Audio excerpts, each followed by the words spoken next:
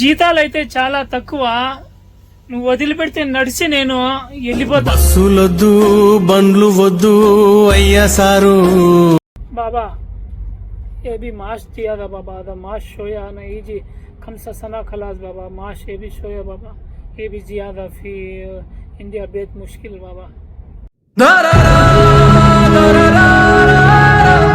దోపిడీ ఇంట్లో పనిచేసే గృహ కార్మికులకి జీతాలు సరిగా అయితే ఇవ్వడం లేదు, చాలా ఘోరంగా అయితే ఇస్తా ఉన్నారు. ఇది చాలా దారుణం. దీన్ని అయితే నేను ఖండిస్తా ఉన్నాను. పండగ వచ్చినా కూడా డ్రైవర్ కి గుడ్డలు కానీ బోనస్ కానీ ఇవ్వరు. ఏం ఎక్స్పెక్ట్ చేయకూడదు. జీతం అయితే పెంచేసినారు. కోయిట్ ఇళ్లలో పనిచేసే డ్రైవర్లకి జీతం అమాంతరం పెరిగిపోయింది. అసలు మీరు ఎక్స్పెక్ట్ చేసి ఉండరు నా జీతం ఎంత పెరిగింది మీరు అనుకుంటా ఉన్నారేమో. వీడియో మొత్తం అయితే చూసేయండి. అనుకున్నది ఒకటి, కువైట్ లో పనిచేసే గృహ కార్మికులకు జీతాల గురించి పెద్ద సమస్య అన్నమాట. ఈ జీతాల గురించి ఎంత సమస్య అంటే వీళ్ళు ఇచ్చే జీతాలు ఇంట్లో పని చేయలేక అందరూ అయితే పారిపోతా ఉన్నారు.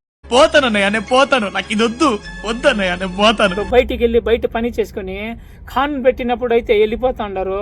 దీనికన్నా అన్నిటికీ పరిష్కారం అయితే గవర్నమెంట్ ఆలోచిస్తూ ఉంది. ఎందుకు జరుగుతూ ఉంది?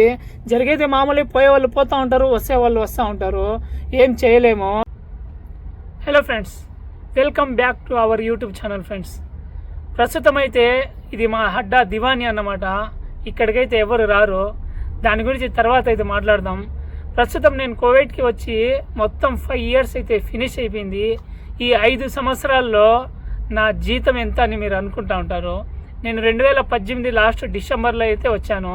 అది వదిలేసినాం అనుకో, 2019 నుంచి నా జీతం మొదలని మీరు అనుకోండి. 2019 నుంచి ఇప్పుడు ప్రస్తుతం 24 జూన్ కల్లా నా జీతం అప్పటి నుంచి ఇప్పటి వరకు ఎంత పెరిగింది అని మీరు ఎక్స్పెక్ట్ చేస్తుంటారో దయచేసి అయితే కామెంట్ పెట్టండి. ప్రస్తుతం అయితే 2018 లాస్ట్ నుంచి ఇప్పుడు వరకు అయితే నేను ఫస్ట్ 100 KD జీతంతో అయితే కువైట్కి వచ్చినాను. కానీ మా అగ్రిమెంట్లో అయితే మా ఇండియా ఎంబసీ చెప్పిన ప్రకారం అయితే కొత్తగా వచ్చే డ్రైవర్లకి 100 దినాలు జీతం అయితే అగ్రిమెంట్లో అయితే ఉందన్నమాట. తర్వాత నేను కువైట్కి వచ్చినప్పుడు నా జీతం అయితే మొదట్లో 80 KD అయితే ఇచ్చేవాడు. ప్రస్తుతం అయితే ఈ 80 KDతో అయితే 1 2 3 4 అంటే 20 దినాలు అన్నమాట. 80 KD 80 దినాలతో స్టార్ట్ చేసి నా జీతము 2021 మార్చి ఎండింగ్ నాటికి నేను ఇంటికి అయితే వెళ్ళాను. 80 దినాలతోనే 2 సంవత్సరాల 3 months అయితే పనిచేసి ఇంటికి అయితే వెళ్ళాను అనమాట. ఈ 80 దినాల జీతంతో అయితే ఈ 80 దినాల జీతంతో అయితే నేను కష్టపడి నేను కువైట్కి వచ్చినప్పుడు నా అప్పులు ఉండండి, ఫోన్ వస్తుంది. నేను కువైట్కి వచ్చినప్పుడు 80 దినాలతో అయితే పని చేసినాను. మామూలుగా అయితే ఎవరైనా కువైట్కి వస్తే స్టార్టింగ్ అయితే అతనికి 80 దినాలు 90 దినాలు అయితే కొంతమందికి 70 60 ఇచ్చే వాళ్ళు కూడా ఉన్నారు. కువైట్ ఇల్లును బట్టి నేను కువైట్కి వచ్చినప్పుడు మా తమ్ముడు అయితే వీసా తీసినారు. 100 KD అయితే మాట్లాడినాడు. ఇక్కడికి వచ్చిన తర్వాత 80 దినాలు అయితే అతను ఫిక్స్ చేసి జీతం అయితే ఇచ్చేవాడు. తర్వాత రూల్స్ ఉంటాయి కదా, బతాక చేపేయడం, లైసెన్స్ చేపేయడం, ఇవన్నీ ఉంటాయి. ఇవన్నీ దృష్టిలో ఉంచుకొని అయితే కువైట్ అయితే నాకు 80 దినాలు జీతం అయితే ఇచ్చి పని చేసుకునేవాడు.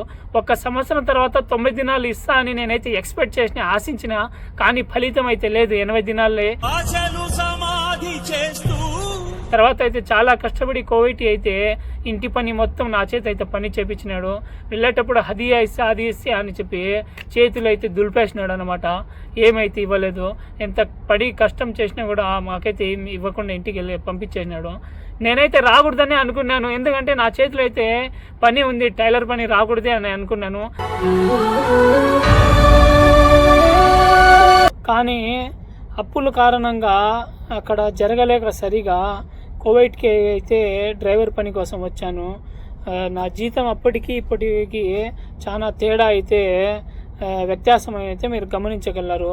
నేను 2018 చివరి నాటికి నా జీతం 80 దినాలు, 2021కి నేనైతే మార్చి లాస్ట్లో ఇంటికి వెళ్ళాను. అప్పటికి కూడా నా జీతం 80 దినాలే. మళ్ళీ ఇంటికి వెళ్ళిన తర్వాత కరోనా వచ్చింది కాబట్టి ఇండియాలో లాక్డౌన్లో అయితే ఉన్నానన్నమాట. తర్వాత 7 నెలల తర్వాత నేను కోవిడ్కి వచ్చినప్పుడు నా జీతం 80నే ఇచ్చినాడు. ఒక నెల నేను అప్పుడే మాట్లాడినాడు, జీతం చాలా తక్కువ బాబా, సరిపోవద్దని చెప్పినాను. అప్పుడైతే 10 దినాలు పెంచి 90 దినాలు అయితే ఇచ్చినాడు. అప్పుడు 80 నుంచి 90కి అయితే అయింది. 2023 నాటికి నా జీతం 90 దినాలే.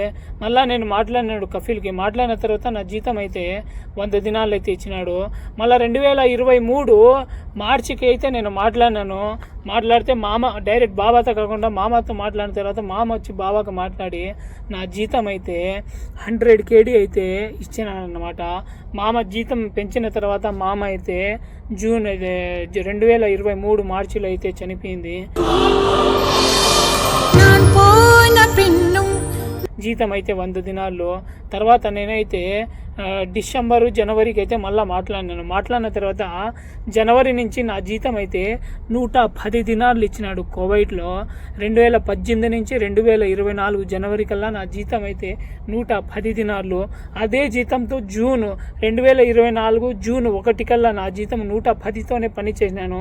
ప్రస్తుతం జూన్ 2వ తేదీ 2024 టికెట్ అయితే తీసుకున్నాను ఇంటికి పోవడానికి, ఇండిగో అన్నమాట. అది కూడా అప్డేట్ చేస్తాను. ప్రస్తుతం పిలిచి జీతం ఇచ్చినాడు మా కఫీల్ 110 దినాలు. ఇంటికి వెళ్ళేటప్పుడు బోనస్ ఏమి ఇవ్వలేదు, ఒక బాడీ స్ప్రే అయితే ఇచ్చినాడు. అది అయితే ప్రస్తుతం రూమ్లో ఉంది. చూసినారు కదా ఫ్రెండ్స్, నా జీతం 2018 నుంచి 2024 కల్లా నా జీతం 110 దినాలు.